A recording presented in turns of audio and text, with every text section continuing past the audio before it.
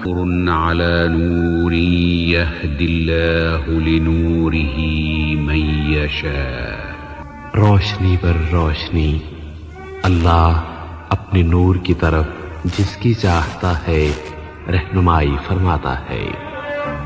روزہ پروگرام نور اسلام، پیشکش سیف الرحمان. بسم اللہ الرحمن الرحیم. الحمد للہ رب العالمین والعاقبۃ للمتقین والصلاة والسلام على اشرف الانبیاء والمرسلین محمد النبی الکریم وعلى آلہ وصحبہ اجمعین. جمعہ 20 شعبان سن 1442 ہجری بمطابق 2 اپریل 2021 کی رات اردو ریڈیو سے پروگرام نور اسلام سننے والوں کی خدمت میں محترم مولانا عبد الباسط العمری اور سیف الرحمان کا سلام و تحیات. سامعین، پروگرام کے معمول کے مطابق پہلے حصے میں ٹیلی فون کے ذریعے آپ سامعین کے سوالات وصول کیے جائیں گے اور دوسرے حصے میں ایس ایم ایس پر آنے والے سوالات پروگرام میں شامل ہوں گے. ایس ایم ایس کے لیے نمبر ہے 92080، جبکہ ٹیلی فون نمبرز ہیں 44131280 اور 44874299. آج کے پروگرام کی پہلی کال اب ہم ریسیو کرتے ہیں. السلام علیکم. وعلیکم السلام ورحمۃ اللہ وبرکاتہ. جی محترم بھائی شاہد سلطان، جی صاحب شاہد سلطان آدمی بات کر رہا ہوں. جی شاہ صاحب. جی سر، اللہ کے نبی کی سیرت کے حوالے سے صلی اللہ علیہ وسلم جی اکثر 2 واقعات سننے کو ملتے ہیں. جی. اس میں پہلا وہ ایک بڑھیا جو اللہ کے نبی پر روزانہ کوڑا کرکٹ پھینکا کرتی تھی، جی. اور دوسرا واقعہ آپ صلی اللہ علیہ وسلم کے بارے میں کہ ایک بڑھیا کا قصہ ہے کہ آپ نے اس کا سامان اٹھایا جی. اور اس نے آپ کے بارے میں برا بھلا کرنا شروع کیا. پھر جب آپ نے اپنا نام بتایا تو بڑی آپ کے اخلاق کی وجہ سے مسلمان ہوئی یا ایمان لے آئی. جی. ان واقعات کی کیا حقیقت ہے، اس سے ذرا تفصیل بتائیں. انشاءاللہ تعالی. جی انشاءاللہ جی. بہت شکریہ. بہت شکریہ آپ کا بھائی. فی امان اللہ. السلام ورحمۃ اللہ وبرکاتہ. جی مولانا. السلام علیکم ورحمۃ اللہ وبرکاتہ. علیکم السلام ورحمۃ اللہ وبرکاتہ. الحمد للہ رب العالمین والصلاة والسلام علی عبدہ ورسولہ نبینا محمد وعلی آلہ واصحابہ اجمعین، اما بعد. بسم اللہ الرحمن الرحیم. بھائی، ہم سب کے پیارے نبی حضرت محمد رسول اللہ صلی اللہ علیہ وسلم کے متعلق اللہ تعالیٰ نے گواہی دی ہے کہ وَإِنَّكَ لَعَلَىٰ خُلُقٍ عَظِيمٍ. سورۃ القلم کے آغاز میں اللہ تعالیٰ نے شہادت دی ہے، اور اس آیت کی تفسیر میں حضرت عائشہ صدیقہ رضی اللہ عنہا فرماتی ہیں کہ کان خلقہ القرآن، کہ پیارے نبی کے اخلاق جو ہے بالکل قرآن سے ملتے تھے، یا بلکہ مکمل آپ جو ہے قرآن تھے. یعنی مطلب یہ ہوا کہ قرآن کے اندر جتنے اخلاق حسنہ کی تاکید آئی ہے ان تمام کی پابندی آپ کے اندر نظر آتی تھی، اور جن اخلاق کے بارے میں منع کیا گیا ان تمام سے آپ ماشاءاللہ بچ کر رہتے تھے. اب آتی ہے بات سے بھائی، نبوت کے آغاز میں جو ہے پیارے نبی کے خلاف سازشیں کی گئیں، آپ کے اوپر گندگی ڈالی گئی، اور جب آپ نماز میں تھے تو آپ کے گلے میں جو ہے چادر ڈال کر چادر لپیٹی گئی، یہاں تک کہ آپ کی سانس بند ہونے لگی. تو یہ تمام واقعات جو ہے مذکور ہیں. جہاں تک آپ کے راستے میں جو ہے کانٹے ڈالنے کی بات یا پھر گندگی پھینکنے کی بات، پھر اس کے بعد پیارے نبی جو ہے اس کے گھر پہ جا کر خدمت کرنے کی بات، تو کئی کتابوں میں ان واقعات کا ذکر ہمیں ملتا ہے. جیسے مثال کے طور پر سیرت ابن کثیر ہے، سیرت ابن ہشام ہے. تو علماء نے ان واقعات میں سے کچھ واقعات کی تصدیق کی ہے، اور بعض واقعات کے بارے میں مستند جو ہے سند نہ ہونے کی وجہ سے مشکوک قرار دیا. چاہے ان کی سند، ان واقعات کی سند جو ہے مشکوک ہو یا پھر سند جو ہے یہ ثابت ہو، ہر حالت میں یہاں پر پیارے نبی کی دعوت کے آغاز میں مخالفت کی گئی. یہ بات تو ٹھیک یعنی صحیح ہے کہ اس کا ثبوت ہمیں ملتا ہے. پھر ان دشمنوں کے ساتھ آپ نے بھلا سلوک کیا اور اس بھلے سلوک کے نتیجے میں وہ مسلمان ہو گئے. ایسے بہت سارے واقعات ہمیں ملتے ہیں. لیکن ان دونوں واقعات کے بارے میں جن کے بارے میں موصوف نے پوچھا ہے تو بعض علماء یا محققین جو سیرت نگار، سیرت ابن اسحاق وغیرہ، ابن اسحاق جو ہے امام، تو ان میں سے بعض علماء نے ان کو مستند بتایا، بعض نے مشکوک بتایا ہے. لیکن اگر ہم تھوڑی دیر کے لیے ان کو مشکوک مان لیں تو پھر اس پر ہمیں کوئی حرج نہیں، کیونکہ اس کی وجہ سے کسی عقیدے کا ثبوت نہیں ملتا ہے. اور اگر مستند مان لیں تب بھی اس میں جو ہے پیارے نبی کے اخلاق کے خلاف کوئی بات ہمیں نہیں ملتی ہے. اسی لیے ہمیں زیادہ اطمینان ہے کہ یہ واقعات جو ہے مستند ہیں. جسے جزاک اللہ خیرن. اگلی کال لیتے ہیں. السلام علیکم. وعلیکم السلام ورحمۃ اللہ وبرکاتہ. جی میں اپنا نام آج نہیں بتاؤں گا. اچھی بات ہے. جی میں یہ پوچھنا چاہتا ہوں، کیا میں مسئلہ بھی پوچھ سکتا ہوں یا صرف سوال جواب ہی؟ مسئلے کو سوال کہتے ہیں نا، مسئلہ سوال کی شکل میں پیش کیا جاتا ہے نا. جی جی جی جی جی یعنی میں اپنے جسم کے بارے میں کچھ یا اپنے اندر کی باتیں کچھ ایسا پوچھ سکتا ہوں؟ نہیں، جسم سے پاکی ناپاکی یعنی. جی جی ضرور. جی جی جی شکریہ. میرا سوال، میرا جو ہے مسئلہ یہ ہے کہ جیسے کہ میں پیشاب کرنے جاتا ہوں حمام میں جی، تو ہمارے ساتھ یہ قریب 1 سال 6 مہینے سے ہم کو ایسا محسوس ہو رہا ہے. تو میں پیشاب کر کے اٹھتا ہوں تو مجھے ایسا لگتا ہے، محسوس بھی ہوتا ہے اور میں دیکھتا ہوں بعد میں تو بھی ایسا ہوتا ہے. باقاعدہ میں ٹیشو پیپر بھی بعد میں استعمال کرتا ہوں تاکہ ہم کو ایسا نہ لگے. تو ہم جب کھڑے ہوتے ہیں تو ہم کو ایسا محسوس ہوتا ہے کہ ہم کو پیشاب ٹپکا ہے. جی جی. اور جب دیکھتا ہوں تو قطرے بھی دکھتے ہیں چھوٹے چھوٹے کہ ہاں پیشاب ٹپکا ہے. لیکن یہ اللہ طول میرے ہمیشہ نہیں، صرف 1-2 بوند یعنی ٹپکتے ہیں. اس کے بعد پھر جو ہے جب تک پیشاب نہیں کریں گے تب تک یہ نہیں ہوتا ہم کو. جی جی. تو کیا ہم کو جو ہے لباس چینج کرنا پڑے گا نماز کے لیے، یا میں نماز پڑھ لیتا ہوں تو ہو جاتی ہے نماز کی نہیں ہوگی، یا ہم کو ضروری ہے چینج کرنا؟ یا اب انشاءاللہ بھی یہ واضح ہے مسئلہ. اور دوسرا کوئی مسئلہ ہے؟ جی جی جی جی جی دوسرا ایک مسئلہ یہ ہے کہ ہمارے جو ہے پارٹنر کے ساتھ میں ایک بار ایسے بحث ہوئی تھی تھوڑا. تو انہوں نے کہا کہ جو ہے کبھی بھی پوچھنا جو ہے کہ جیسے حضور صلی اللہ علیہ وسلم کے جیسے درود پڑھی جاتی ہے، کیا حضور صلی اللہ علیہ وسلم سنتے ہیں اس کو؟ بہت لوگ کہتے ہیں سنتے ہیں. اور جیسے کہ حضور صلی اللہ علیہ وسلم کی مزار مبارک پہ جب جو ہے سلام پڑھا جاتا ہے یا سلام کیا جاتا ہے تو بتاتے ہیں کہ حضور صلی اللہ علیہ وسلم سنتے بھی ہیں اور جواب بھی دیتے ہیں. اگر ایسا ہے، کیا حضور صلی اللہ علیہ وسلم اس دنیا سے جانے سے پہلے کیا بتا کے گئے تھے، یا اس کے بعد تو وہی آنا بند ہو گئی تو لوگوں کو پتہ کیسے ہے؟ جی انشاءاللہ بھی جواب آئے گا. جی بہت شکریہ آپ کا. وعلیکم السلام ورحمۃ اللہ. جی مولانا، پہلا سوال محترم کا پیشاب کے حوالے سے، پیشاب کے قطروں کے حوالے سے.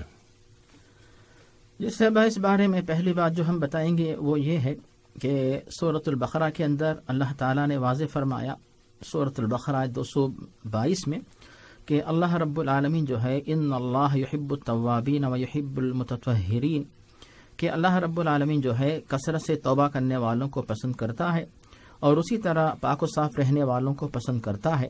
یہ ہو گئی پہلی بات. اب دوسری بات آتی ہے صاحب بھائی کہ پیشاب نکلنے کی وجہ سے انسان کا، مسلمان کا وضو ٹوٹ جاتا ہے، اور اگر وضو نہ رہے تو پھر نماز صحیح نہیں ہوگی. یہ ہو گئی دوسری بات. اب تیسری بات، چاہے وہ پیشاب کے قطرے تھوڑے ہوں یا مکمل جو ہے انسان قضائے حاجت وغیرہ کا معاملہ کرتا ہو، ہر حالت میں جو ہے اس کی وجہ سے وضو ٹوٹ جاتا ہے. اب تیسری بات یہ ہے کہ یہاں پر اگر کسی کے ساتھ یہ معاملہ بیماری کے طور پر ہے کہ یعنی مسلسل یہ سلسلہ جاری ہے مثلا، تو علماء نے اس کے بارے میں استحاضہ کا حکم بتایا ہے کہ استحاضہ کے اندر بھی یہی حکم ہوتا ہے کہ خاتون کو حیض کی مدت ختم ہونے کے باوجود اگر استحاضہ کی بلیڈنگ ہو رہی ہو، ایسی خاتون جو ہے اسی حالت میں بلیڈنگ کے باوجود جو ہے وہ نماز ادا کرے گی، لیکن اس کا احتیاط کرے گی کہ بلیڈنگ جو ہے اوپر کا جو لباس ہے اس کو نہ لگنے پائے. تو موصوف کے ساتھ جو ہے اگر ایسا معاملہ اگر ہوتا تو اندر ایک لباس پہنتے اور جو اوپر جو لباس پہنتے ہیں اور جو لباس جو ہے جانماز کو یا پھر کارپیٹ کو لگتا ہے اس کو جو ہے پیشاب کے قطرے جو ہے نہ لگنے پائیں. اب آتی ہے بات صاحب ہے کہ موصوف کے ساتھ مسلسل قطرے نکلنے کا یہ معاملہ نہیں، جو ہے جیسے ہی صرف جو ہے پیشاب سے فارغ ہوتے ہیں اسی وقت جو ہے فارغ ہونے کے بعد قطرے جو ہے جھڑتے ہیں. اس طرح کئی لوگوں کے ساتھ معاملہ پیش آتا ہے. تو اس کے بارے میں علماء نے جو بات بتائی کہ ایک تو بات ہے اگر وسوسہ ہے تو پھر وسوسے کو آپ چھوڑ دیں, لیکن واقعی اس طرح ہوتا ہے تو اس کا بھی حل علماء نے اس طرح بتایا ہے کہ آپ جب کبھی اس طرح قضاء حاجت کے لیے جاتے ہوں تو جلد بازی نہ کریں, وقت نکال کے جائیں. پہلا تو کام یہ کرے کہ آپ جو ہے نماز سے پہلے نہ جائیں, کوشش یہ کریں کہ نماز سے پہلے جو ہے اپنے آپ کو بچا کے رکھیں تاکہ جب آپ قضاء حاجت کے لیے جاتے ہیں تبھی خطرے نکلتے ہیں تو نماز کے بعد آپ جائیے تاکہ کپڑے تبدیل کرنے میں آپ کے لیے آسانی ہو سکے. اب آتی ہے بات کہ اگر آپ گئے اس کے بعد جو ہے قطرے وغیرہ جھڑنے کا ڈر ہے تو آپ تھوڑی دیر اچھی طرح رک جائیں اور جلدی یعنی پیشاب سے فارغ ہونے کے بعد باہر آپ نہ نکل جائیں بلکہ تھوڑی دیر رہیں. اور بعض علماء نے اس میں طریقہ بتایا کہ تھوڑی دیر اپنے جسم کو حرکت دیں, جیسے اٹھنا بیٹھنا اس طرح کریں تاکہ بچے ہوئے قطرے وغیرہ جو ہے وہ نکل جائیں. اس کے بعد اطمینان سے آپ جو ہے دھو کر اندر سے فارغ ہو کر باہر آ سکتے ہیں. لیکن اس کے باوجود بھی اگر قطرے نکل رہے ہوں تو پھر اس کا حل یہی ہے کہ آپ جو ہے ٹیشو پیپر یا ایسا اندرونی لباس کچھ ایسا رکھیں یا کوئی ایسی یعنی ایسا انتظام آپ کر لیں کہ اندر جو ہے ٹیشو پیپر وغیرہ رکھ لیں اور جب قطرے وغیرہ جھڑتے ہوں تو صرف ٹیشو پیپر کو وہ لگ جائیں. اس کے بعد آپ جو ہے نماز سے پہلے ان ٹیشو پیپرز کو ہٹا کر پھینک دیں. اس کے بعد جو صاف ستھرے کپڑے ہیں ان کی حالت میں جو وہ کپڑے جو آلریڈی صاف ستھرے ہیں آپ جو ہے وضو کر کے پھر نماز پڑھ لیں. اس طرح جو ہے موصوف کا مسئلہ حل ہو سکتا ہے. جسے بھائی جزاک اللہ خیرن. اور بھائی آپ بس اتنا ہی مسئلہ ہے کہ آپ پیشاب سے فارغ ہونے کے بعد فوراً دھو کے باہر نہ نکلیں بلکہ اور انتظار کر لیں. اگر آپ کو 2 3 4 منٹ بھی بیٹھنا پڑتا ہے بیٹھ رہیے جو اور کیونکہ یہ جو سلسلہ ہے نا یہ کڈنی سے مثانے میں اور مثانے سے پھر بعد اس میں ظاہر ہے کہ ایک نیچرل طریقہ یہ ہے کہ ایک ذخیرہ تھا مثانے میں وہ نکل گیا. اس کے بعد پھر مزید جو اس کے بعد آ رہے ہیں قطرے یا پیشاب کا حصہ وہ تھوڑی تاخیر سے آتا ہے تو اس کا ویٹ کر لیجیے, اس کو بھی نکل جانے دیں, پھر آپ دیکھیں گا کہ آپ کا یہ مسئلہ آپ کے ساتھ نہیں رہے گا. جی سر بھائی. دوسرا سوال بھائی کا کہ نبی کریم صلی اللہ علیہ وسلم جب ہم درود پڑھتے ہیں خاص طور پہ جب آپ کی قبر مبارک پر حاضری ہوتی ہے تو وہاں جو سلام پڑھا جاتا ہے السلام علیکم کہا جاتا ہے, کیا نبی صلی اللہ علیہ وسلم اسے سنتے ہیں؟ اس طرح درود کے بارے میں کہ جب آپ درود پڑھتے ہیں تو اللہ کے رسول صلی اللہ علیہ وسلم اسے سنتے ہیں. جیسے اب یہاں پر یہ بات ہم ذہن میں رکھیں کہ کوئی بھی انسان دنیا سے جانے کے بعد اس کے ساتھ کیا ہوتا ہے, ہماری باتیں ان تک پہنچتی ہیں, پھر ان کا رد عمل کیا ہوتا ہے, ان تمام کا تعلق جو ہے غیب کی باتوں سے ہے. اور ہم تمام مسلمانوں کو چاہیے کہ غیب کی باتوں پہ جو ہے ایمان رکھیں اور ان کے بارے میں کسی بھی بات کے سلسلے میں انکار نہ کریں. یہ ہو گئی پہلی بات. اب آتی ہے دوسری بات کہ پیارے نبی کے معاملے میں بھی پیارے نبی نے زندگی ہی میں بتا دیا کہ آپ جو ہے اگر کوئی بھی مسلمان جہاں کہیں بھی رہے اور جب وہ جو ہے درود پڑھتا ہے, خود پیارے نبی نے فرمایا کہ تم جب مجھ پر درود پڑھو گے جہاں کہیں بھی تم لوگ رہو گے میرے پاس اس درود کو پہنچایا جائے گا. تو جب پیارے نبی نے فرما دیا کہ پہنچایا جائے گا, اس کا مطلب یہ نہیں ہے کہ پیارے نبی ساری دنیا میں مشرق مغرب شمال جنوب ہر جگہ آپ موجود رہتے ہوں اور اس کے بعد جو ہے سب کا درود آپ سنتے ہوں. ایسا نہیں ہے, بلکہ آپ جہاں کہیں بھی برزخ کے اندر جو آرام ماشاءاللہ فرما رہے ہیں تو اس موقع پر جو ہے جب کوئی بھی مسلمان چاہے ہم اور کوئی بھی مرد خاتون پیارے نبی پر درود پڑھیں تو اللہ رب العالمین جو اس درود کو پیارے نبی کے پاس پہنچا دیتا ہے. اور پھر پیارے نبی جو ہے جب مسلمان درود کے ساتھ ساتھ سلام کرتے ہیں, اور سلام کرنے کا طریقہ ہمیں عبداللہ بن عمر سے ملتا ہے کہ جب وہ پیارے نبی کی قبر کے پاس سے گزرتے تو اس طریقے سے وہ کہتے الصلاۃ والسلام علیک یا رسول اللہ, کہ یا رسول اللہ آپ پر درود و سلام ہو. اور جب ابوبکر صدیق کے پاس سے گزرتے تو کہتے السلام علیک یا ابا بکر, اور جب حضرت عمر کی خبر بھی وہیں قریب میں ہے تو کہتے السلام علیک یا عمر بن الخطاب. تو اس طرح جو ہے پیارے نبی کے ساتھ الصلاۃ والسلام علیک یہ دونوں الفاظ آپ استعمال کیا کرتے تھے. تو جب اللہ رب العالمین جو ہے پیارے نبی کے پاس درود کو پہنچا دیتا ہے اور سلام کو پہنچا دیتا ہے اور اس کے بعد جو ہے پیارے نبی جواب دیتے ہیں، تو جب پیارے نبی نے خود بتا دیا تو ہاں آپ یہ کام کرتے ہیں اللہ کی اجازت سے، اللہ تعالیٰ نے یہ موقع آپ کو دیا ہے۔ اب اس کے بعد اس جواب دینے سے ہم کو کیا فائدہ ہوتا ہے، وہ فائدہ بھی ہمیں بتا دیا گیا کہ اس کے اندر من صلی علیہ واحدہ صلی اللہ علیہ عشرہ، کہ اگر کوئی بھی مسلمان پیارے نبی پر ایک دفعہ درود پڑھتا ہے تو اللہ تعالیٰ اس ایک دفعہ درود پڑھنے کے نتیجے میں 10 دفعہ رحمت نازل فرماتا ہے۔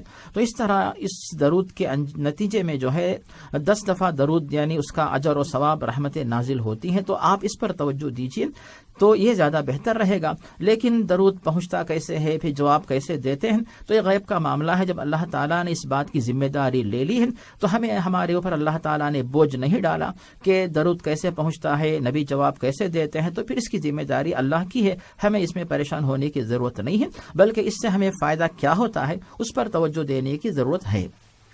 جزاکم اللہ خیرن۔ اگلی کال لیتے ہیں۔ السلام علیکم۔ وعلیکم السلام ورحمۃ اللہ وبرکاتہ، کیا حال ہے بھائی؟ بارک اللہ فیکم۔ جی اعجاز بات۔ جی محترم، کیا سوال ہے اعجاز بھائی؟ لائن ڈراپ ہو گئی کیا؟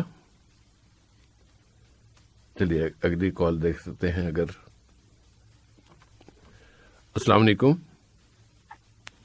وعلیکم السلام، السلام علیکم۔ السلام ورحمۃ اللہ وبرکاتہ، کیا نام ہے اور کیا سوال ہے بھائی؟ جی میرا نام طائف احمد ہے اور مولانا صاحب کو بھی میرا سلام ہے اور آپ کو بھی سلام۔ کیا نام بتایا آپ نے؟ میرا نام طائف احمد ہے۔ طائف احمد، جی طائف بھائی۔ جی بھائی، میرا 2 سوال ہے سر جی۔ ضرور۔ ہاں، ایک تو ہو گیا یہ جو ابھی کورونا کی وجہ سے ہم لوگ جو مسجد وغیرہ میں جو وضو خانہ ہوتا ہے نا، جی اس میں تو وضو کرنے کے لیے پانی نہیں ملتا، مطلب بند رہتا ہے، بند ہے جی۔ تو ہم لوگ کافی ٹائم باہر جاتا ہوں تو اسی وقت جیسے مغرب کا اذان ہوا تھا تو اس کا وقت تھوڑا بہت کم ہوتا ہے اس کا وقت، صحیح۔ تو اسی ٹائم میں نے قریب کدھر بھی کوئی پانی کا کوئی بندوبست تو نہیں ہوا، تو میں اگر ادھر جیسے ہمارا مٹی سے اگر میں نے وضو کرے گا تو تیمم کرے گا تو پانی سے، پھر پانی کے باوجود پھر میں وہ نماز میرا صحیح ہوگا کیا نہیں ہے؟ اچھی بات ہے۔ ہاں۔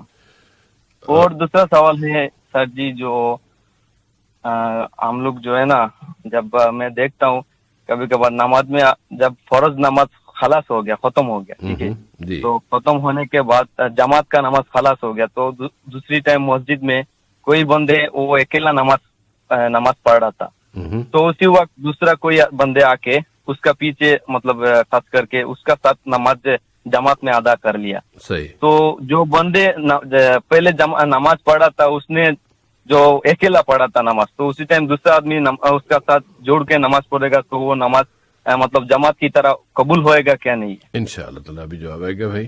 انشاءاللہ جی۔ السلام علیکم۔ السلام ورحمۃ اللہ وبرکاتہ۔ جی مولانا، پہلا سوال بھائی کا طائف احمد صاحب کا کہ چونکہ آج کل مساجد میں وضو کے مقامات بند ہیں کورونا کی وجہ سے، اور کبھی ایسا ہوتا ہے کہ مغرب کی نماز میں خاص طور پر کہ وضو کی ضرورت پیش آئی اور دور تک گئے لیکن کہیں وضو کرنے کا کوئی مقام ملا نہیں، وضو نہیں کر سکے، تو ایسے میں کیا تیمم کیا جا سکتا ہے؟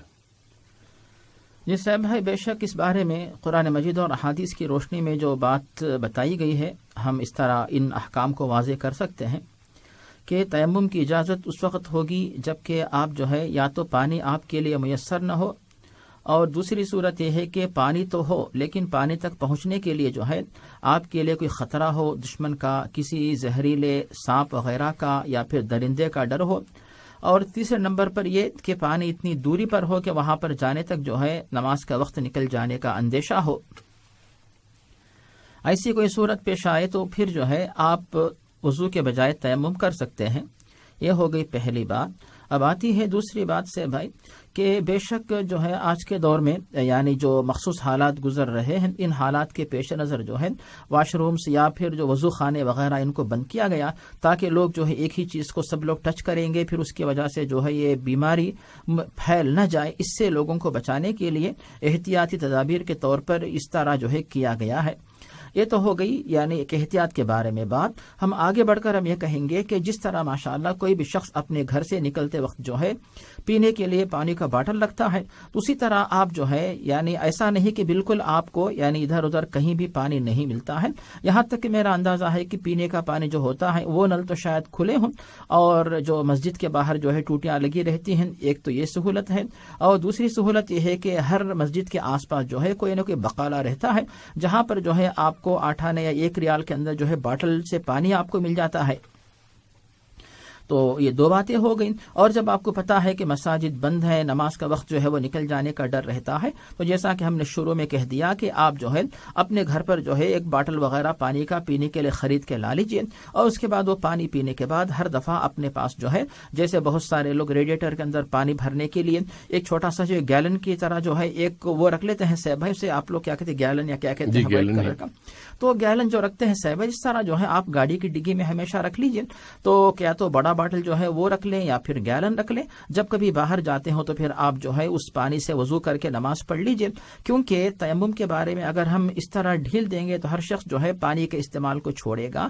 تو یعنی پانی بالکل نہیں، ایسی بات نہیں ہے، بلکہ آپ بالکل 8 آنے کے اندر 4 یعنی 1 ریال کے اندر پانی خرید کے وضو کر سکتے ہیں. اور پانی اتنا مہنگا بھی نہیں کہ اس کو خریدنے میں آپ کے لیے بہت مشقت ہو. تو یہ تمام سہولتیں ہونے کی وجہ سے جو ہے آپ اس طرح یعنی تیمم کی اجازت پہ عمل نہیں کر سکتے.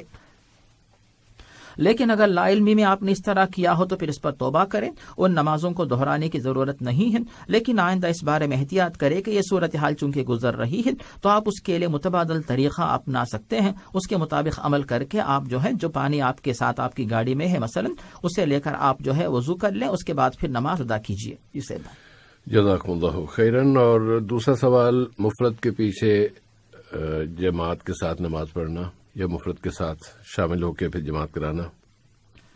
جس سے اس بارے میں عام طور سے لوگوں کو یہ شک ہوتا ہے کہ جب کوئی بندہ نماز کا آغاز کرتا ہے اس کی نیت جو ہے وہ منفرد کی ہوتی ہے کہ میں تنہا نماز پڑھ رہا ہوں، اور جب اس کے پیچھے لوگ آ کے شامل ہو جاتے ہیں تو اس کی نیت جو ہے کیا خود بخود جو ہے منفرد سے امام کی نیت ہو جائے گی؟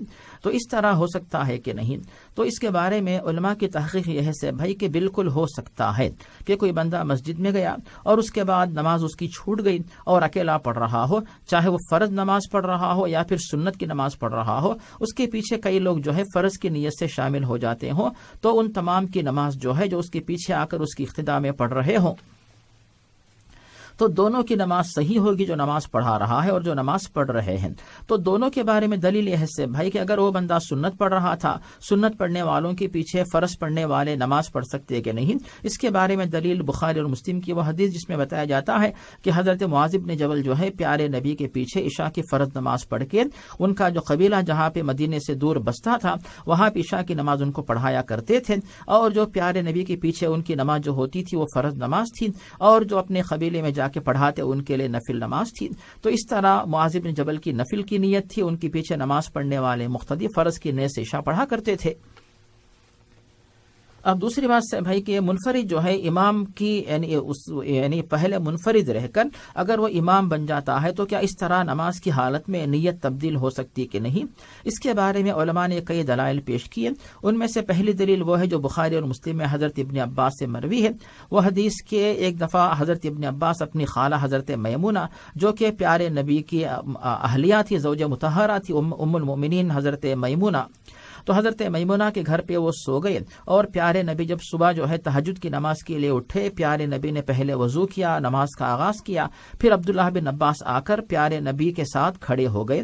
تو مطلب یہ ہوا کہ پیارے نبی نے نماز کا آغاز کیا منفرد کی حیثیت سے، اور اس کے بعد ابن عباس جب آ کر شامل ہو گئے تو آپ نے پیارے نبی نے نماز کے دوران اپنی نیت کو تبدیل کر کے یعنی منفرد سے آپ نے امامت کی نیت بنا لی. تو اس طرح ہو سکتا ہے، اس میں کوئی حرج نہیں ہے. جسے بھائی جزاک اللہ خیرن. اگلی کال لیتے ہیں. السلام علیکم. وعلیکم السلام ورحمۃ اللہ وبرکاتہ. جی میں مختار بول رہا ہوں. جی مختار بھائی. جی میرا ایک سوال ہے کہ ایک عورت ہے جو آج تقریباً 5 سال سے لاپتہ ہے، اس کے زندہ یا مردہ کے کوئی خبر نہیں ہے، تو اس کے لیے بھی کیا ان کے دعائے مغفرت وغیرہ کی جا سکتی ہے؟ کیونکہ ابھی پتہ ہی نہیں کہ وہ زندہ ہے یا نہیں ہے. انشاءاللہ اور کوئی سوال ہے بھائی؟ ہاں ایک سوال اور ہے کہ ہم لوگ جب دعا مانگتے ہیں تو اس میں حضور پاک صلی اللہ علیہ وسلم کا وسیلہ سے جیسے ہم لوگ مانگتے ہیں کہ اللہ میری دعاؤں کو اپنے رحم و کرم سے اور پیارے حبیب کے صدقے طفیل میں قبول کر لے، تو اس طریقے سے مانگ سکتے ہیں کہ نہیں مانگ سکتے؟ انشاءاللہ جی ابھی جواب آئے گا. بہت شکریہ. فی امان اللہ. یہ مولانا پہلا سوال خاتون کے حوالے سے 5 سال سے لاپتہ ہیں، کیا ان کی مغفرت کی دعا کی جا سکتی ہے؟ جس سے اس بارے میں پہلی بات یہ ہے کہ جو بھی خاتون اس طرح جو ہے کئی دنوں سے اوجھل ہو یا دور چلی گئی یا پھر جو ہے اس کی یا لاپتہ ہو گئی، اس کے بارے میں کوئی خبر نہیں ہے، تو چونکہ ایک تو مرد اس کے لیے بھی خطرہ ہے کہ وہ لاپتہ ہو جائے، تو خاتون کے لیے خطرہ زیادہ ہوتا ہے، تو اس کے لیے نقصان زیادہ ہونے کا اندیشہ رہتا ہے، تو لاپتہ ہونے کے بعد خاموش نہ بیٹھ جائیں، خاموشی اختیار نہ کریں، اس کے بارے میں حتی الامکان جو ہے ڈھونڈیں، تلاش کریں، اور اگر سہولت ہو تو نیوز پیپر یا پھر جو ریڈیو ٹی وی جہاں جہاں آپ کی سہولت ہے پولیس اسٹیشن وغیرہ پہ آپ اطلاع دے دیجیے اور اسے ڈھونڈ کر جو ہے واپس اپنے پاس لانے کی کوشش کی جائے. ایک تو پہلی بات یہ ہو گئی. اب دوسری بات یہ ہے کہ جب آپ کہتے ہیں کہ وہ لاپتہ ہو کر مدت گزر گئی تو اللہ تعالیٰ کے دربار میں سے اس طرح کہا جا سکتا ہے کہ اللہ تعالیٰ اسے واپس اپنے مقام پہ، اگر وہ بقید حیات ہے تو صحیح سلامت جو اسے اپنے گھر پہ واپس لے آئے، اور اگر بقید حیات ہے جہاں کہیں اسے جو ہے صحیح سلامت رکھے، اور اگر اب دنیا میں نہیں ہے تو اللہ تعالیٰ اس کی جو ہے رحمت و مغفرت فرمائے. تو اس طرح اس کے حق میں جو ہے دعا کی جا سکتی ہے. تو ہر حال میں جو ہے ہر مسلمان جو ہے چاہے وہ زندہ ہو یا پھر دنیا سے جا چکا ہو، مرد ہو یا خاتون، ہر ایک کے لیے دعا کی ضرورت ہے. اس اعتبار سے جو ہمیں نہیں پتا کہ اب دنیا میں وہ ہے کہ نہیں، تو آپ اس طرح کی دعا اگر کرتے ہیں تو جہاں تک میرا خیال ہے کہ زیادہ بہتر رہے گا. جس سے بھائی جزاک اللہ خیر. ویسے ہمارے مختار بھائی، اگر آپ ابھی میرے لیے مغفرت کی دعا کرنا چاہیں تو ضرور کیجیے گا. میں زندہ ہوں، زندہ فرد کے لیے بھی مغفرت کی رحمت کی دعا کی جا سکتی ہے. یہ نہیں کہ جب فوت ہو جائے اس کا انتظار کیا جائے، مرنے کے بعد پھر دعا کریں گے، نہیں. اللہ تعالیٰ نے ہمیں قرآن پاک میں جو سکھایا اپنے والدین کے لیے دعا مانگنے کا، رب ارحمہما کما ربیانی صغیرہ جو ہے نا سورہ بنی اسرائیل میں، اس میں رحمت کی دعا مانگی ہے. اور ہم جب ایک دوسرے کو سلام کہتے ہیں، رحمت اللہ کہتے ہیں، تو مغفرت کی دعا، آپ کے گناہوں کی بخشش ہو جائے، اللہ تعالیٰ آپ کو جنت میں اعلیٰ مقام سے نوازے، یہ ان کی زندگی میں بھی مانگی جا سکتی ہے. دعا مانگنے کی حد تک کوئی مسئلہ نہیں ہے. البتہ یہ کہ ان کی تلاش کا طریقہ مولانا نے کئی طریقے بتا دیے. اللہ تعالیٰ آپ کو اس اذیت سے نکالے اور خاتون کے بارے میں آپ کو مصدقہ جو بھی خبر ہے وہ مل جائے. صاحب بھائی، آپ نے جو بہت بڑی بات پیش کی کہ لوگوں کا یہ سوچنا کہ رحمت و مغفرت کی دعا جو ہے وفات کے بعد کی جا سکتی ہے، تو دلیل آپ نے قرآن مجید سورۃ الاسراء کی روشنی میں جو دی ہے کہ رب ارحمہما کما ربیانی صغیرا، تو وہ مسلمان جس کے والدین بقید حیات وہ بھی کرتا ہے، اور وہ مسلمان جس کے والدین دنیا سے جا چکے وہ بھی کرتا ہے، جو رحمت کی دعا ہے. اور جو دعا سورۃ ابراہیم آیت نمبر 40 میں جو ہے ربنا اغفر لی ولوالدی وللمؤمنین یوم یقوم الحساب، تو یہاں پر صاحب بھائی جو بقید حیات ہے والدین ان کے حق میں بھی، اور جو دنیا سے جا چکے ان کے حق میں بھی جو ہے رحمت مغفرت کی دعا کا ذکر آپ نے کیا، تو اس کا ثبوت جو ہے قرآن آیت کی روشنی بھی ہمارے سامنے ملتا ہے. جزاک اللہ خیرن. اور دوسرا سوال تھا کہ کیا دعا میں حضور صلی اللہ علیہ وسلم کے طفیل اے اللہ ہماری دعا قبول فرما، اس طرح کے کلمات ادا کیے جا سکتے ہیں؟ جیسے بھائی بے شک ایک انسان یا مسلمان جب دعا مانگنا چاہتا ہے تو دعا کی قبولیت کے بہت سارے آداب قرآن میں حدیث میں بتائے گئے ہیں. ان آداب میں سے ایک ادب یہ ہے کہ اللہ تعالیٰ کی تعریف کی جائے، دوسرا ادب یہ ہے کہ پیارے نبی پر درود پڑھا جائے، تیسرا ادب یہ ہے کہ دونوں ہاتھ اٹھا کر دعا مانگی جائے، چوتھا ادب یہ ہے کہ دعا کے بارے میں تیقن ہو، اور جہاں تک جو ہے دعا کے دوران کسی بھی چیز کو وسیلہ بنانے کی جو بات ہے، اس میں علماء نے جب دیکھا، تحقیق کی، تو پتہ چلا کہ قرآن آیات میں جو بات بتائی گئی کہ وَلِلَّهِ الْأَسْمَاءُ الْحُسْنَى فَادْعُوهُ بِهَا، کہ اللہ تعالیٰ کے اچھے اچھے نام ہیں، ان کو وسیلہ بنا کر دعا کریں.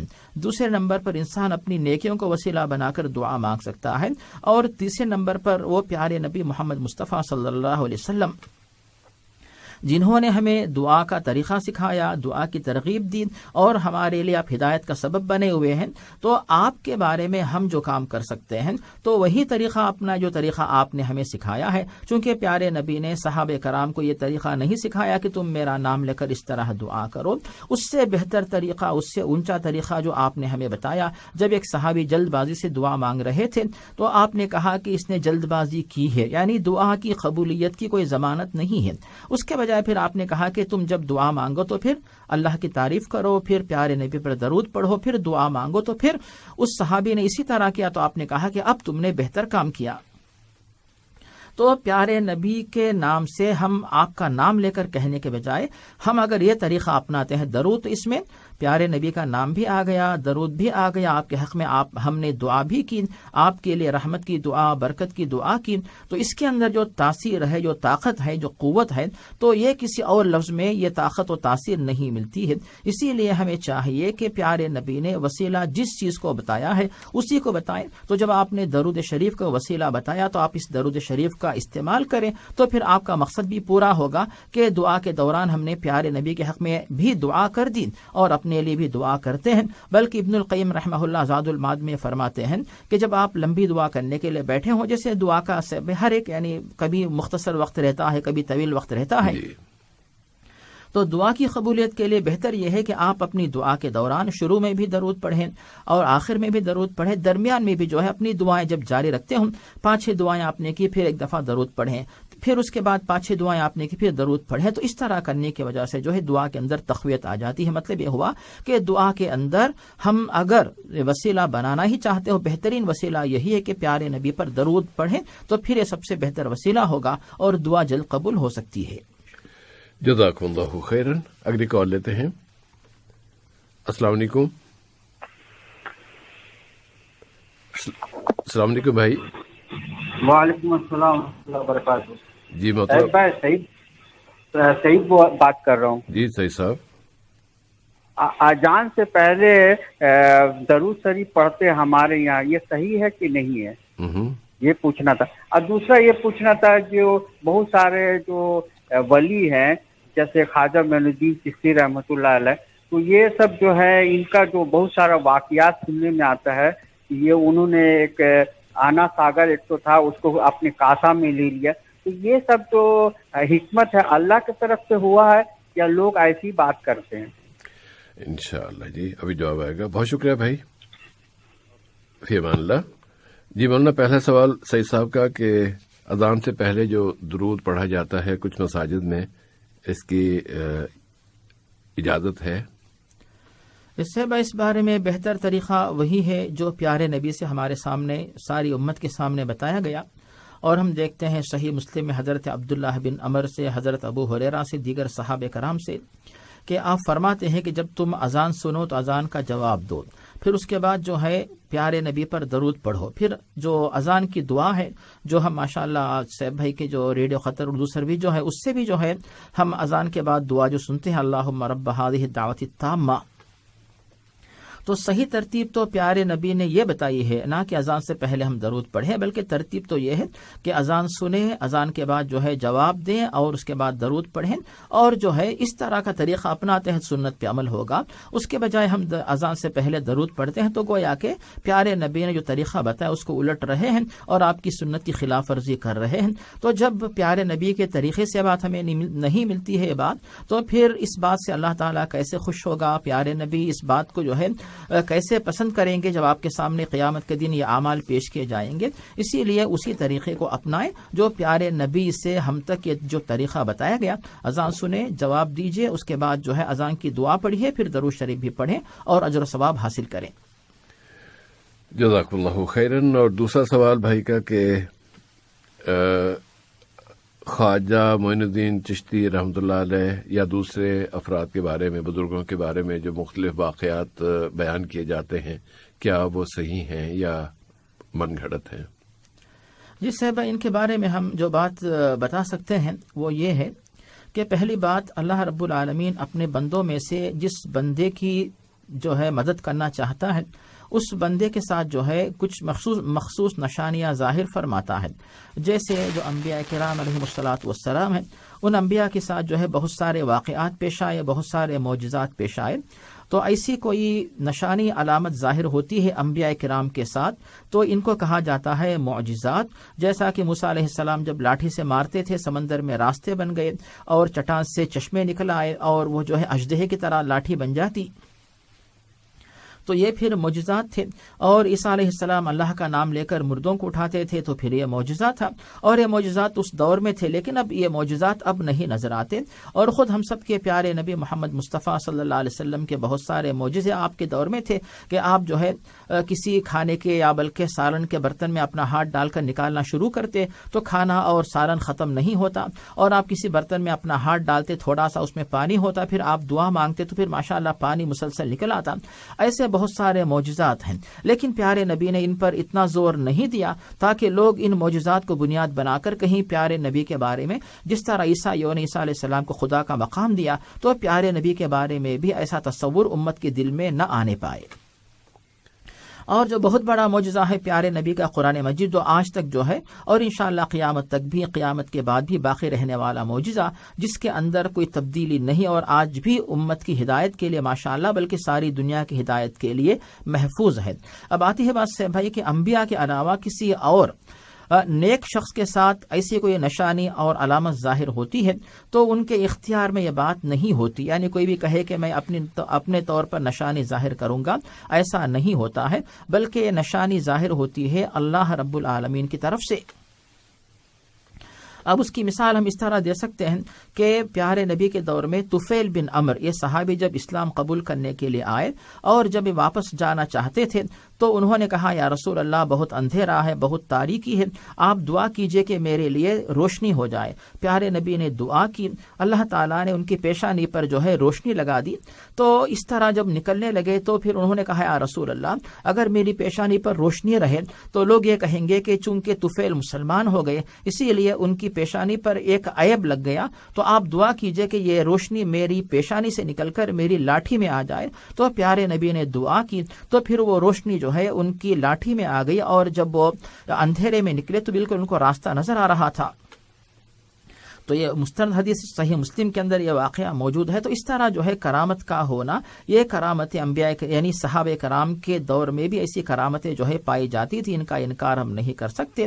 تو صحابہ کرام کے بعد سے کوئی بھی کرامت ایسی نشانی کسی نیک مسلمان سے یہ چیز ظاہر ہوتی ہے تو اگر وہ یہ واقعہ اگر یعنی اسلامی تعلیمات کے خلاف نہیں ہے اس کو ہم کرامت قرار دے سکتے ہیں. لیکن اگر کوئی بات اسلامی تعلیمات کے خلاف ہو تو پھر جو ہے اس کو ہم کرامت نہیں قرار دیتے. جیسے کوئی بندہ اپنے آپ کو مسلمان تو کہتا ہے لیکن بے نمازی ہے، شراب پیتا ہے، اور پھر جو ہے نعوذ باللہ خواتین کو قریب بلا کر ان سے خدمت لیتا ہے، اور پھر اپنے آپ کو جو ہے بزرگ یا پھر ولی یا پیر مرشد ہونے کا جو ہے دعویٰ کرتا ہے. اسی طرح کوئی غیر مسلم ہے اور وہ ایسی نشانیوں کو ظاہر کرنا چاہتا ہے تو ایسے شخص کے بارے میں کہیں گے کہ یہ شخص اگر ایسی کوئی علامت ظاہر کرتا ہے تو علماء کی تحقیق یہ ہے، جیسے ابن تیمیہ رحمہ اللہ اقتضاء الصراط المستقیم کے اندر یہ بات فرماتے ہیں، ایسے لوگ جادوگر ہوتے ہیں، شیاطین ان کی مدد کرتے ہیں تاکہ لوگ دھوکہ کھا کر ان کا احترام کریں، ان کی تعظیم کریں اور ان کے پیچھے پڑ کر دین اسلام سے دور ہو جائے. تو دیکھا جائے گا صاحب بھائی کہ جن لوگوں کو عام طور پر جو ہے بزرگ سمجھا جاتا ہے یا پھر اولیاء کہا جاتا ہے، ان سے ظاہر ہونے والی نشانیاں اگر دین کے قریب لانے والی ہوں تو پھر ہم ان باتوں کی تصدیق کریں گے. لیکن اگر یہ نشانیاں دین سے دور لے جانے والی ہوں تو پھر ان کو کرامت نہیں کہا جائے گا. اور سب عام طور سے یہ ایک غلط فہمی امت کے اندر پائی جاتی ہے کہ جن کی بہت بڑی درگاہ ہے، جن کی خبر پہ بہت بڑی تعمیر ہو چکی ہے تو وہ اولیاء اللہ. تو یہ بہت بڑی غلط فہمی، آپ ان چیزوں کے پیچھے نہ پڑے کہ لوگ جہاں پہ جا کر سب سے زیادہ بھیڑ بناتے ہوں، جن کے پاس طواف کرتے ہوں. تو نعوذ باللہ ایسے شخص اگر ایسے لوگ دنیا سے جانے سے پہلے ان باتوں کی وصیت کر کے گئے ہوں تو پھر وہ بھی گمراہ ہیں اور ان کے پیچھے جانے والے بھی گمراہ ہیں. لیکن اگر انہوں نے وصیت نہیں کی لیکن ان کے بعد لوگ گمراہ ہو کر ان کی خبروں کا طواف کرتے ہیں، وہاں پہ جا کر چٹیاں پھینکتے ہیں، وہاں پہ جا کر درخواستیں کرتے ہیں، دعائیں مانگتے ہیں، تو غلطی اس مرنے والے کی نہیں بلکہ ان کی خبر کے پاس جا کر یہ غلط حرکتیں کرنے والوں کی غلطی ہے. تو ہو سکتا ہے کہ جیسے بہت سارے صحابہ کرام جب ہم دیکھتے ہیں تو کسی کی خبر کے اوپر جو ہے جیسے شہداء احد ہیں، جنت البقیع کے اندر صحابہ کرام کی خبریں ہیں جہاں پر ہمیں جو ہے کوئی اس طرح کی جو ہے کوئی یعنی گنبد نہیں ہے، کوئی یعنی پکی خبر وہاں پہ نظر نہیں آتی، مگر وہ سب اللہ تعالیٰ کے دوست تھے۔ دور حاضر میں جتنی مزاریں یا جتنے مزار بنے، جتنی گنبدیں بنی ہیں، ان تمام کے مقابلے میں وہ جو ہے افضل ترین شخصیات وہ تھیں۔ تو مطلب یہ ہوا کہ آپ ان کو دیکھ کر نہ سمجھے کہ جن کے پاس جو ہے بھیڑ ہو وہی جو ہے اولیاء اللہ، ایسا نہیں ہے، بلکہ خود اللہ تعالیٰ نے بتایا سب ہے کہ اللہ ولی الذین آمنوا، اللہ رب العالمین جو ہے تمام مومنوں کا ولی یعنی دوست ہے۔ تو اللہ تعالیٰ سب کا دوست ہے، لیکن مسلمان اللہ تعالیٰ کے جو دوست ہیں کس حد تک اللہ تعالیٰ کے ساتھ دوستی کرتا ہے، تو سب سے زیادہ جو نیک ہے وہ اللہ تعالیٰ کا دوست ہے، اور جس کے پاس نیکی کم ہے تو گویا کہ وہ اللہ تعالیٰ کی دوستی میں دور ہے اور اللہ تعالیٰ کی دوستی میں کمزور ہے۔ جسے بھائی جزاک اللہ خیر، مولانا جواب کچھ زیادہ ماشاءاللہ وسعت اختیار کر گیا۔ بھائی میں ایک جملہ عرض کرنا چاہوں گا سعید بھائی، نبی کریم صلی اللہ علیہ وسلم سے بزرگ تو کوئی اور نہیں ہے نا، آپ صلی اللہ علیہ وسلم کی احادیث مبارکہ کی چھان پھٹک کے لیے ہم تک کون سی احادیث پہنچی، صحیح ہیں، غلط ہیں، کمزور ہیں، من گھڑت ہیں، فیبریکیٹڈ ہیں، علماء نے بہت زیادہ اس میں کوششیں کی ہیں، بہت زیادہ تگودو کی ہے، پھر جا کے ایک رزلٹ ہمارے سامنے آیا ہے۔ ان اولیاء کے بارے میں، بزرگوں کے بارے میں جو دنیا سے جا چکے ہیں، جو کتابیں ملتی ہیں، ان کتابوں میں اس طرح کی کوئی تحقیق کی ہی نہیں گئی، بس لوگوں نے لکھ دی ہیں۔ اب وہ کتنی صحیح ہیں، کتنی غلط ہے، اس میں واقع ایسا ہوا تھا نہیں ہوا تھا، کوئی مستند چیز ہمارے سامنے نہیں ہے، اس لیے احتیاط ضروری ہے۔ اب اگر آپ تھوڑا سا اور غور کریں گے تو جو بزرگان نے جو اولیاء کہہ لیں یا بزرگ ہیں، ان کو ایک مسلک والے کہتے ہیں وہ جی بڑے پہنچے ہوئے بڑے بزرگ تھے، اور دوسرا کہتے ہیں وہ تو تھے ہی کافر۔ اسی طرح یہ ان کے بزرگوں کو وہ گالیاں دے رہے ہوتے ہیں۔ تو ان چکروں میں پڑنے کے بجائے اللہ کے رسول صلی اللہ علیہ وسلم نے جب ہمیں بتا دیا کہ تمہیں اتباع کرنی ہے قرآن پاک کی اور میرے فرامین کی، احادیث رسول صلی اللہ علیہ وسلم کی، اور اس کی اتباع کریں گے ہم جنت میں چلے جائیں گے، ہماری بخشش ہو جائے گی باذن اللہ تعالی، اللہ کی رحمت ہمیں اپنے دامن میں لے لے گی۔ لیکن بزرگوں کے بارے میں اگر کسی کے پاس اتنی ہمت ہے، اتنے وسائل ہیں کہ وہ ان کی طرف منسوب باتوں کی تحقیقات کر سکے تو کرتا رہے، فائدہ کیا ہوگا وہ جانتا ہے، ہم تو نہ اس کام میں پڑیں گے اس لیے کہ ہمارے پاس وہ وسائل ہی نہیں ہیں۔ ہاں جو کتابیں ان کے حوالے سے درج ہیں ہم ان کا مطالعہ کرتے ہیں، میں نے خود کی کتابیں پڑھی ہیں اور اس میں ایسی ایسی چیزیں پڑھی ہیں کہ دیکھ کے شرم آتی ہے کہ یہ کیوں لکھی گئی، کیوں ان کی طرف منسوب کی گئی۔ بزرگوں کے حوالے سے ہم کچھ نہیں جانتے، جو کتابیں انہوں نے لکھی ہیں وہ کتابیں جب پڑھتے ہیں تو وہ اسلام تو کیا اخلاقیات سے بھی بہت دور لگتی ہیں۔ اس کا یہ مطلب نہیں کہ انہوں نے ساری باتیں غلط لکھی یا ان کی طرف منسوب ساری باتیں غلط ہیں، یہ بات نہیں ہے، لیکن اس میں ایسی باتیں بھی ہیں، اس کی طرف تو جو دلا رہا ہوں۔ تو جس چیز کی اہمیت اللہ اور اس کے رسول صلی اللہ علیہ وسلم نے ہمیں بتا دی ہے ہمیں اس کو فالو کرنا چاہیے۔ باقی بزرگوں کے بارے میں کوئی تحقیق کرنا چاہے تو ہمت ہے، وسائل ہیں، ذریعہ ہے، کر لے، لیکن ہم اس پہ یہ نہیں کہہ سکتے کہ وہ یہ فلاں بات صحیح کہی ہے اور فلاں بات غلط کہی ہے۔ صحیح ہونے کے لیے ہمارے پاس دلیل نہیں، انہوں نے واقعہ ایسا ہوا تھا نہیں ہوا تھا، کوئی ذریعہ نہیں ہے ہمارے پاس نا۔ اس سے اصل میں اللہ و رسول کی بات اتنی زیادہ ہے صاحب، جیسے آپ نے توجہ دلائی کہ ان کے لیے خود ہماری زندگی میں وقت کافی نہیں ہوتا، تو پھر یہ ایسی چیزوں کے پیچھے پڑنے کا کوئی فائدہ نہیں ہے، بلکہ قرآن حدیث میں خود اچھی تعلیمات جن کی طرف آپ نے توجہ دلائی اس حد تک جو ہے ان کو پڑھ کر مطالعہ کر کے تحقیق کر کے عمل کریں، پھر جو ہے قبولیت کی دعا کریں تو یہی ہماری زندگی کے لیے کافی ہوگا اور ان چیزوں کے پیچھے پڑنے کی انشاءاللہ ضرورت نہیں رہے گی۔ جزاک اللہ خیرا۔ اگلی کال لیتے ہیں۔ السلام علیکم۔ السلام علیکم۔ وعلیکم السلام ورحمۃ اللہ، کیا حال ہے صاحب بھائی؟ بارک اللہ فیکم، خدا کرے کہ اب نہ کٹے کال۔ جی الحمدللہ، اعجاز بات کر رہا ہوں۔ جی میرا سوال یہ کہ جو ڈیوٹی میں دفتر میں مطلب ٹی وی نہیں دیکھنا چاہتا ہوں نا، تو اس میں ساتھی لوگ بند نہیں کرتے، اس میں بالی ووڈ فلمیں لگاتے ہیں، تو اس صورت میں کیا کیا جائے؟ کیونکہ بندہ تو باہر گیٹ کو چھوڑ کے جا بھی نہیں سکتا ہے، اور اس صورت میں وہ بالکل دوسرا چینل مطلب چینج ہی نہیں کرتے ہیں، یعنی بالی ووڈ کی فلمیں لگی ہوتی ہیں، تو اس صورت میں اور نہیں دیکھنا چاہتے ہوں، لیکن پھر بھی نا یعنی تو اس صورت میں کیا کیا جائے، کیونکہ نہ بندہ باہر چھوڑ کے جا سکتا ہے اور وہ بند بھی نہیں کرتے ہیں، یا بند کر کے پھر وہ مطلب فوراً لگاتے ہیں، اور چینل دوسرا کوئی نہیں لگاتے ہیں، مطلب 8 گھنٹے لگاتار مطلب چالو ہوتے ہیں۔ تو آپ کے اوپر جو آفیسر ہے اس تک اطلاع دی جا سکتی ہے، اس سے بتایا جا سکتا ہے کہ بھئی یہ میرے کام کو ڈسٹرب کر رہے ہیں یہ فلمیں یا جو بھی ان کے چینل ہے، اس کی آپ کے پاس گنجائش ہے؟ نہیں مطلب ڈسٹرب سے مراد یہ نہیں، مطلب یہ کہ نہیں دیکھنا چاہتا کیونکہ گناہ ہے نا، لیکن اس صورت میں وہ گنجائش نہیں ہے، وہ لوگ لگاتے ہیں، یعنی دیکھنا ہی نہیں چاہتا ہوں مطلب فلمیں وغیرہ۔ نہیں آپ نہیں دیکھنا چاہتے، وہ تو ایک بات ہے نا، میں یہ عرض کر رہا ہوں کہ دفتر کے اوقات میں دفتر کا کام کیا جاتا ہے نا، فلمیں دیکھنے کے لیے دفتر نہیں بلایا جاتا، آپ کو تنخواہ فلمیں دیکھنے کے تھوڑی دیتے ہیں۔ تو جو آپ سے اوپر جو بھی آفیسر ہوگا جس کے انڈر میں وہ صاحبان بھی کام کر رہے ہیں، ان تک یہ بات پہنچائی جائے کہ ہمارے دفتر میں ہم کام کرنے کے لیے آئے ہیں، فلمیں دیکھنے کے لیے نہیں آئے ہیں، تو ان سے کہا جائے کہ اس طرح یہ چلن نہ لگائیں۔ اس طرح کی گنجائش آپ کے پاس موجود ہے؟ اس طرح کی گنجائش نہیں ہے، حتیٰ کہ مطلب بتایا گیا تھا پھر بھی نہیں ہے۔ اچھا جی، یعنی گنجائش ہے ہی نہیں بالکل۔ عجیب سا دفتر ہے، کون سا دفتر ہے؟ چلیے بہرحال ابھی جو مولانا دوسرا سوال کیا ہے؟ سوال یہ کہ یعنی کس وسوسے پہ یعنی پکڑ ہوتی، جیسا کہ کہیں سے سنا تھا کہ حادث ہو گیا یا کوئی جس طرح کے خیالات یا تو خود آتے ہیں یا خود لا کے اس کا خیال پکانا، یا کبھی مطلب وسوسے وغیرہ 5-4 قسم کے تھے نامول کے، تو کس پہ مطلب پکڑ ہوتی ہے یعنی وسوسے پہ، جیسا کہ کوئی شہوانی ہو یا کوئی بھی ہو مطلب خیالات؟ صحیح ہے، جزاک اللہ خیر، بارک اللہ فیکم جی، بہت شکریہ آپ کا اعجاز صاحب جی۔ مولانا پہلا سوال اعجاز بھائی کا کہ ٹی وی کا مسئلہ ان کا دفتر میں۔ جیسا میں آپ نے موصوف کا مسئلہ حل کرنے کی کوشش کی ہے، لیکن چونکہ موصوف کی یہ صورتحال سے بھائی کچھ الگ لگ رہی ہے، تو یہاں پر ایک آسان طریقہ یہ ہو سکتا ہے صاحب ہے کہ چونکہ موصوف یہ کہتے ہیں کہ کانوں سے آواز سننا نہیں چاہتے اور آنکھوں سے وہ مناظر دیکھنا نہیں چاہتے، تو اب ہمیں تو نہیں کہتے کہ آپ دونوں ہاتھوں سے اپنے کان اپنی آنکھوں کو بند کر لیں۔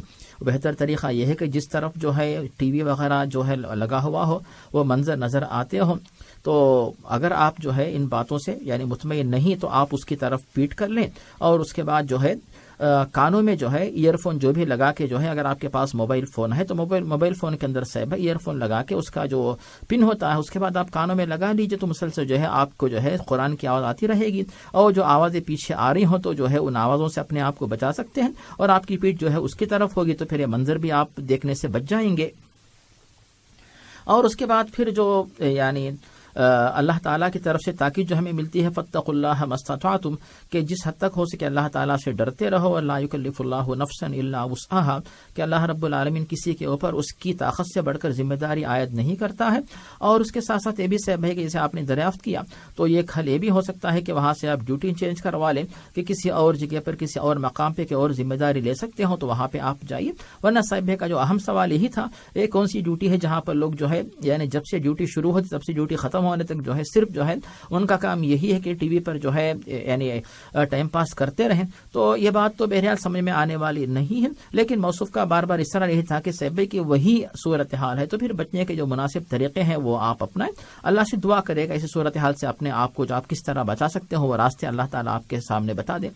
جزاک اللہ خیرن۔ اور دوسرا سوال کہ کن خیالات پر اللہ تعالیٰ پکڑ لے گا؟ وسوسے بھی آتے ہیں، خیالات آتے ہیں، لیکن ایسے خیالات جن پر اللہ تعالیٰ ہماری پکڑ کرے گا یا ہمیں پکڑ لے گا کہ تم نے یہ کیوں سوچا، یہ کام کیوں کیا، وہ کیا ہے؟ اس سے اس بارے میں ایک حدیث جو ہمیں ملتی ہے بخاری مسلم حضرت ابو ہریرہ سے، جس میں جو حدیث کا عنوان ہی ہے پیارے نبی جو فرماتے ان اللہ کتب الحسنات والسیئات، کہ اللہ رب العالمین نیکیوں کو اور برائیوں کو لکھ دیا ہے، لکھنے کا فیصلہ اللہ تعالیٰ نے کر دیا ہے۔ تو ملخص یہ ہے کہ اگر کوئی بندہ نیک کام کا ارادہ کرتا ہے اور نہیں کرتا پھر بھی ایک نیکی لکھی جاتی ہے، جب وہ نیک کام کرتا ہے 10 سے لے کر 700 گنا تک وہ اس سے ثواب لکھا جاتا ہے، اور جب کوئی بندہ برائی کا ارادہ کرتا ہے اور برائی نہیں کرتا ہے، ایسی صورت میں جو ہے اسے برائی چھوڑنے پر جو ہے یعنی ارادہ تو آیا، اور جب برائی کو چھوڑ دیتا ہے تو اسے ایک نیکی لکھی جاتی ہے، اور جب برائی کرتا ہے تو ایک برائی کی جگہ پر ایک برائی ایک گناہ اس کے حق میں لکھا جاتا ہے۔ تو برائی چھوڑنے کے بارے میں صاحب علماء کی تحقیق یہ ہے کہ برائی چھوڑنے کے بارے میں یہاں پر علماء نے 3 الگ الگ تفسیریں پیش کی، یعنی سب اس سے متعلق ہیں۔ تو پہلی تفسیر اس بارے میں یہ ہے کہ اگر کوئی بندہ برائی کا ارادہ کرتا ہے، وسوسہ آ گیا اور اس کے بعد اس برائی کو چھوڑ دیتا ہے، اللہ کا ڈر اس کے دل میں آتا ہے، وسوسے کو دور کرتا ہے، تو اللہ کے ڈر سے برائی کو چھوڑ دیتا ہے، ایسی صورت میں جو ہے اس کو یعنی گناہ کے بجائے ثواب لکھا جاتا ہے، اس کے دل میں اللہ تعالیٰ کا ڈر آ گیا۔ اور دوسرا وہ شخص ہے کہ جس نے برائی کو اس لیے چھوڑا کہ برائی کا مکمل ارادہ تو ہو چکا تھا، لیکن اس کے بعد جب پہنچا برائی کرنے کے لیے، وہاں پہ دیکھا پولیس کھڑی ہے، دوسرے لوگ دیکھ رہے ہیں، یا پھر کسی کو مارنا چاہا، جیب میں ہتھیار نہیں ہے، تو اس طرح جو ہے مجبوری کی وجہ سے واپس آ جاتا ہے۔ اس کے بارے میں علماء کہتے ہیں اس نے مکمل ارادہ کیا۔ یہاں پر ایسے شخص کے بارے میں نہیں کہا جائے گا کہ اس کو برائی چھوڑنے پر ثواب ملے گا، بلکہ اس کو برائی کرنے کا کچھ نہ کچھ گناہ لکھا جائے گا۔ جیسے پیارے نبی نے فرمایا کہ جب 2 مسلمان آپس میں ہتھیار لے کر یعنی ایک دوسرے کو قتل کرنے کا ارادہ کرتے ہیں تو مرنے والا مارنے والا دونوں گنہگار ہوں گے، کیونکہ دونوں کا ارادہ یہی تھا کہ سامنے والے کو قتل کریں۔ تو وہ ارادہ جس میں انسان کے دل میں مکمل یہ قوت آ جائے کہ مجھے یہ برائی کرنی ہی ہے، لیکن مجبوری میں اس برائی کو چھوڑتا ہے، تو اس پر جو ہے اسے گناہ لکھا جائے گا۔ ورنہ کوئی بندہ اللہ سے ڈر کر گناہ کو چھوڑ دیتا ہے تو یعنی دل سے ارادے کو نکال دیتا ہے، تو اس پر اس کو نیکی لکھی جاتی ہے۔ جزاکم اللہ خیر۔ مولانا اگر اس کو ایک دوسرے انداز میں عرض کرنا چاہوں، جی بے شک اجاز بھائی، دنیا میں جتنے بھی انسان ہیں نا، مسلمان ہیں، غیر مسلم ہیں، ہر انسان کے دل میں اللہ تعالیٰ نے یہ کام اچھا ہے، یہ خیال اچھا ہے، یہ خیال برا ہے، یہ ایک ودیت کی ہے، اور اس کی دلیل جو ہے وہ ہمیں سورہ والشمس سے ملتی ہے، والشمس وضحاها، اس میں بھی مل جاتی ہے، فَأَلْهَمَهَا فُجُورَهَا وَتَقْوَاهَا، جو بہترین دلیل آپ نے پیش کی سے بھائی۔ اچھا، اب اس میں جب کوئی خیال آپ کے دل میں آتا ہے نا، تو اچھا خیال وہ آپ فوراً پتہ چل جائے گا کہ یہ اچھا خیال ہے، یہ برا خیال ہے۔ برا خیال آیا، آپ نے اعوذ باللہ پڑھی، اس سے جان چھڑانے کی کوشش کی، آپ کو اجر ملے گا۔ لیکن اگر آپ نے اس کا مزہ لینا شروع کیا تو وہ آپ کے لیے پکڑ کا باعث ہو جائے گا۔ ہے خیال ہی، ایک وسوسہ تھا، ایک خیال ہی آیا ہے، لیکن آپ اس کی گہرائی میں جا رہے ہیں، اس کو طول دے رہے ہیں، اس کو لمبا کر رہے ہیں، اس سے مزہ لے رہے ہیں، اس کا مطلب یہ ہے کہ آپ برائی کے راستے پر چل رہے ہیں۔ وہ خیال آپ کے لیے، یا جو بھی انسان اس طرح کر رہا ہوگا، اس کے لیے وہ گناہ لکھا جائے گا، وہ گناہ گار ہو جائے گا۔ لیکن جیسے ہی وہ اس طرح یہ احساس ہو جائے کہ یہ تو خیال غلط ہے، یہ تصور غلط ہے، مجھے اس پہ نہیں سوچنا چاہیے، تو پھر وہ اس کو جھٹک دے، اس کے لیے ثواب لکھا جائے گا انشاءاللہ۔ جس سے بھائی بہترین بات پیش کی، اور جو سورۃ الشمس کی بات سے بھائی اگر سامعین سن رہے ہوں تو جا کر ایک دفعہ اس کی تلاوت اور ترجمہ تفسیر پڑھیں تو معلوم ہو جائے گا صاحب بھائی نے جو بات پیش کی ہے کہ وسوسے آئے، غلط خیالات آئے تو پھر ان سے کیسے اپنے آپ کو بچائیں، اور نفس کو ان غلط خیالات سے کس طرح پاک و صاف کیا جا سکتا ہے، اور پاک و صاف کرنے والوں کا مقام اللہ کے پاس کس طرح اونچا ہوتا ہے، اور ایسے خیالات کو نفس سے دور جو نہ کرتے ہوں تو پھر وہ کس طرح جو ہے برے ہوتے ہیں اور جو ہے وہ غلط لوگوں میں شمار ہوتے، اس کا بھی اللہ تعالیٰ نے اسی صورت میں ذکر فرما دیا ہے۔ جزاکم اللہ خیرا۔ اب آخری کال لیتے ہیں آج کے پروگرام کی۔ السلام علیکم۔ وعلیکم السلام سرفراز رحمان بھائی، میرا سوال ہے، مولانا صاحب کو بھی میرا سلام۔ وعلیکم السلام۔ جی محترمہ، میرا سوال ہے کہ میں اب یہ 3 روزے نہیں کہ شعبان کے آئے تھے ابھی، جی، تو وہ 3 روزے، 2 روزے تو شعبان کے ہو گئے، اب پیر کا روزہ میں رکھتی تو پیر کا روزہ شعبان میں ہو جائے گا، یا میں نے نیت تو کری تھی کہ میرے پیر کا روزہ ہے کر کے، تو پھر وہ روزہ 3 پورے ہو جائیں گے میرے کہ نہیں، شعبان کا الگ سے تو کوئی روزے نہیں ہوتے۔ شعبان کے ہم جو 3 روزوں کا ہم نے گزشتہ ایک حلقے میں ذکر کیا تھا نا، وہ تو ہر مہینے کے لحاظ سے کہ ہر مہینے کی 13، 14، 15 یہ 3 روزے اللہ کے رسول صلی اللہ علیہ وسلم رکھا کرتے تھے، ان کا ذکر کیا تھا، لیکن اس کو یہ نہیں کہتا کہ یہ شعبان کے روزے ہیں۔ وہ اسی طرح محرم کے روزے بھی ہیں، دوسرے مہینوں کے بھی روزے، وہ ہر مہینے میں 3 دن آتے ہیں، وہ ان 3 دنوں کے روزے رکھے جا سکتے ہیں۔ اس میں پیر آ جائے، اس میں جمعہ آ جائے، اس میں کوئی بھی دن آ جائے، وہ تو اس حوالے سے بات تھی۔ آپ کی الجھن پیر کے یہاں کیا ہے وہ چونکہ واضح نہیں، اس لیے پھر میں نے یہ عرض کی بات آپ سے۔ نہیں، میں 2 شنیچر کے روزے بھی رکھی اور پیر اتوار کا روزہ بھی رکھی، پھر میں نے اپنا بولے کہ میرے کو تو پیر کا روزہ رکھنا ہے، تو پیر کا روزہ بھی رکھی، صحیح، تو پھر میں نے شعبان کے اس پہ نہیں رکھی، میری نیت پیر کی تھی۔ اچھی بات ہے۔ تو ویسا ہوگا. اچھا دوسری بات یہ ہے کہ سورہ فاتحہ اور درود شریف یہ دونوں بھی پڑھ کر مرحوم لوگ کے مرحوم کو یہ ثواب پہنچاتے, یہ کہاں تک صحیح ہے؟ یعنی اچھی بات ہے, انشاءاللہ بھی جواب آئے گا جی. بہت شکریہ. چونکہ 2 سوال ہم لیتے ہیں, آپ کے 2 سوال ہو گئے تو پھر 2 ہو گئے میرے جی. ایک آپ نے شعبان کے روزوں کے حوالے سے پوچھا اور پھر دوسرا یہ درود شریف اور سورہ فاتحہ کے بارے میں. ہاں ویسا تو ٹھیک ہے. نہیں میں دعا کے واسطے میں پوچھنے والی تھی. کیا کہ دعا جیسا ابھی ہم لوگ پڑھ لیتے آیات وغیرہ سب پڑھ کر پھر دعا مانگتے اپنے گھر والوں کے لیے, بچوں کے لیے, پڑوس والوں کے لیے, یہ سب دعا قبول ہوتی, یہ سب دعا مانگ سکتے؟ جی انشاءاللہ بھی جواب آئے گا, اس کی بھی لے لیں گے. ہم نے تھوڑا سا اپنے قانون سے ہٹ گئے لیکن یہ مسئلہ اتنا اہم ہے, ہم اس کو لے لیں گے انشاءاللہ. ابھی لے لیتے ہیں. بہت شکریہ آپ کا, بہت شکریہ. فی امان اللہ جی. تو جہاں تک وہ میرا خیال ہے شعبان والے روزوں کی بات ہے وہ تو واضح ہو گئی بات, تو اس کو چھوڑ کے ان کے بقیہ 2 لیں تاکہ ہم یہ نہ کہیں کہ بطور خاص ہم نے اپنے ان کے لیے قانون توڑ دیا. اس سے اگر اختصار کے ساتھ جو ہے جو باجی ہے ان کو ہم یہ کہیں گے کہ وہ جیسے آپ نے واضح کر دیا کہ 13, 14, 15 وہ ہے اس کی نیت سے روزے رکھے جاتے ہیں, نہ کہ شعبان کے 15 کی نیت سے. البتہ وہ کہتی ہے کہ پیر کا روزہ سے شاید 15 شعبان کو پیر کا دن آ گیا جو مسلسل 3 روزے ہوتے 13, 14, 15 کے, تو اس روزے کو سے بھائی یعنی ایام 20 اور پیر کا دن یوم الاثنین دونوں کی نیت سے روزہ رکھا جائے تو دونوں کا ثواب ملتا ہے, ایام 20 کا ثواب بھی اور پیر کے دن روزہ رکھنے کا. تو اس طرح ایک روزے کی 2 نیتیں ہو سکتی ہیں, اس میں کوئی حرج نہیں ہے. اب یہاں تک بات آتی ہے بھائی کہ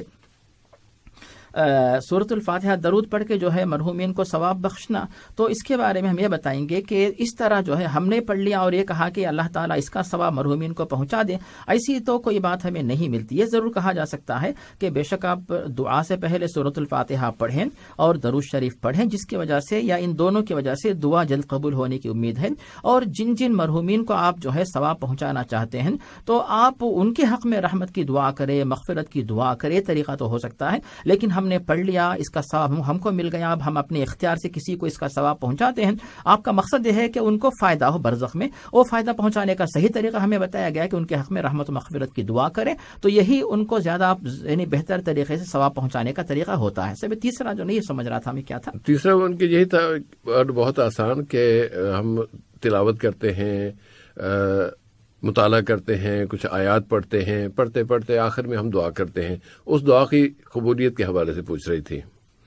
جس سے بھائی بے شک جیسے کچھ پہلے بات بتائی گئی کہ نیک اعمال کو وسیلہ بنایا جا سکتا ہے, اور نیک اعمال میں سے صاحب بھائی قرآن مجید کی تلاوت بھی ہے, اور قرآن کی تلاوت کے اندر یہ بات بھی شامل ہے کہ آپ تلاوت کریں وہ بھی ثواب ہے, ترجمہ پڑھتے وہ بھی ثواب ہے, اور تفسیر پڑھتے ہیں تاکہ قرآن کو سمجھ کر عمل کرے یہ بھی ثواب ہے.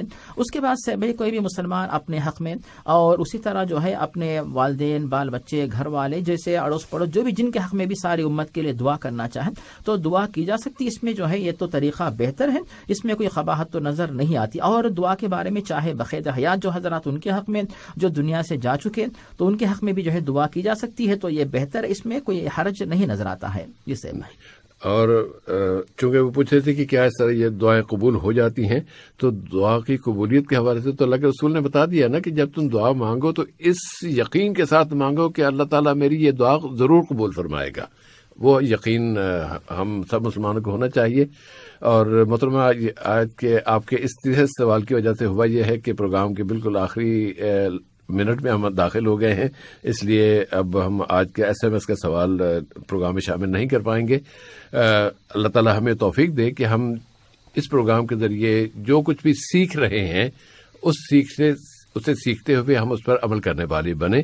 اور سب سے زیادہ جو ہم سیکھتے ہیں تو وہ یہی کہ ہم اپنے آپ کو تیار کریں دعاؤں کے لیے, دعائیں مانگتے چلے جائیں. اور ماہ رمضان جیسے جیسے قریب آ رہی, یا اللہ ہمیں رمضان سے پہلے نہ اٹھا لینا, ہمیں اس رمضان تک پہنچا دے اور ہمیں روزے رکھنے کی توفیق دے دے, عبادت کی توفیق دے دے, ہمیں دعائیں مانگنے کی توفیق دے دے, اور ہماری پھر وہ ساری عبادات کو قبول بھی فرما لینا. اس دعا کی ذرا ان دنوں میں ذرا زیادہ اس پہ توجہ دیجیے گا. اللہم بلغنا رمضان, اور تو بہت پہلے ہی بلغنا شعبان اور اس کے بعد رمضان کے, اب شعبان کے آخری ایام میں ہمیں بلغنا رمضان کی دعا جو ہے نا وہ ضرور مانگتے رہنا چاہیے. اس طرح سامعین پروگرام نور اسلام کا آج کا حلقہ اپنے اختتام کو پہنچتا ہے، اور آخری جملہ جو ہم عرض کرنا چاہیں گے بھائیوں، ہمارے کئی علاقوں میں مسلمانوں کی حالت کافی پتلی ہے، کافی مشکلات ہیں، ان کو ظلم ہو رہا ہے. جن علاقوں کے بارے میں آپ جانتے ہیں ان کے لیے تو آپ ممکن دعا کرتے بھی ہوں، لیکن ایسے بھی علاقے ہیں جن کے بارے میں میڈیا میں آ نہیں رہا. مسلمان ہیں، پوری کی پوری ریاست مسلمانوں کی ہے، لیکن گورنمنٹ غیر مسلموں کی ہے، اور وہ اس ریاست پر ظلم کر رہی ہے اور ان کی داد رسی کے لیے کوئی نہیں آگے آ رہا. تو ذرا ان کے لیے دعا کیجیے گا. اگلی ملاقات تک کے لیے اجازت. السلام علیکم ورحمۃ اللہ وبرکاتہ. وصلی اللہ علی نبینا محمد وعلی آلہ وصحبہ وبارک.